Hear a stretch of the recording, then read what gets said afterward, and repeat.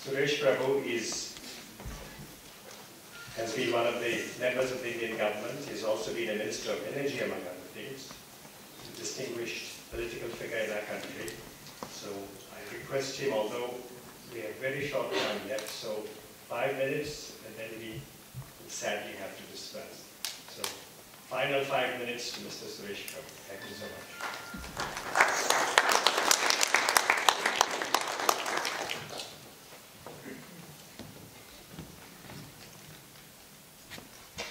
So, Excellencies and friends, when I was listening to the Vice President of Sudan, South Sudan, I was thinking about so many similarities between India and South Sudan in many ways. Your country was created out of partition, so was India. India always, of course, Pakistan was created out of partition, but India was partitioned when we got our freedom. And we also had to face a similar situation in many ways in terms of bringing peace between the communities, between those who had to leave everything else and migrate to this part of the country, and some of us had to migrate from this part to the other part of the country. And now India is again almost like what you are, young. 65% of Indians are less than 35. And India has again so many different ethnic groups like you have. And India is also, after so many years of freedom, is still trying to find out a real good model of development. You have a great opportunity because anywhere in the world, the development takes place based on only two capitals. One is a natural capital, which you have so much in abundance. And one is development of human capital.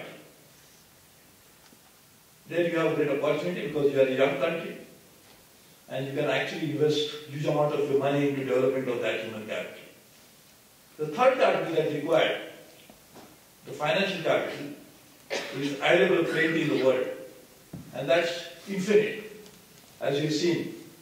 In fact, to an extent it's infinite that it causes so much of a problem. We have 27 times of our world GDP was outstanding in so-called derivatives.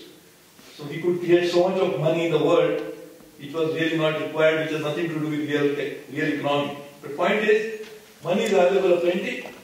What is required is using your natural capital in a way which will leverage with human capital will benefit your country.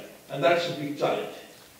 And you have an opportunity because you are a young country, you are starting on a fresh slate, so you could do all that very easily. While you use your natural capital, the challenge is always the communities feel they have a right over the natural capital because they decide on the capital. And when you actually extract that capital, the people feel that deprived of that access to that which they felt that was theirs. Whereas the government, as agent of the society, feel that they have inherent right to use it for a much larger public interest to benefit the community as a whole. And there the conflict grows of those who feel they have the capital and that's their capital, whereas the society as a whole, as a government, as an agent, feel that they must use it for the larger good. And there again, I don't think we can offer you any solution because we are struggling with the same situation today in India. Very large number of disputes, large amount of conflicts are arising out of this fundamental issue.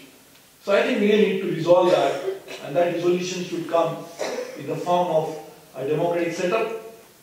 What is democracy itself is a very challenging issue. Each society feels that the most democratic than others. There are people who feel that a people's democracy, whereas outside world feel that people's democracy is nothing but dictatorship.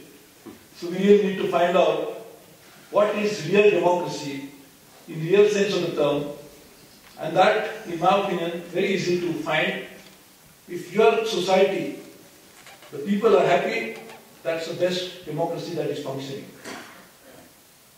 talking about the last point because I know I have only 1 minute left. How do you get peace in the world?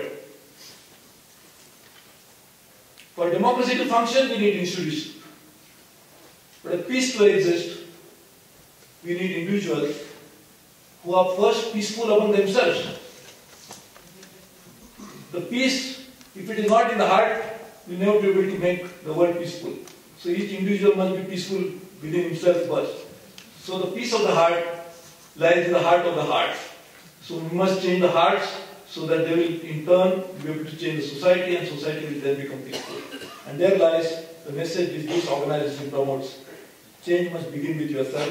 I hope that change will begin with all of us committing to that change. Thank you very much.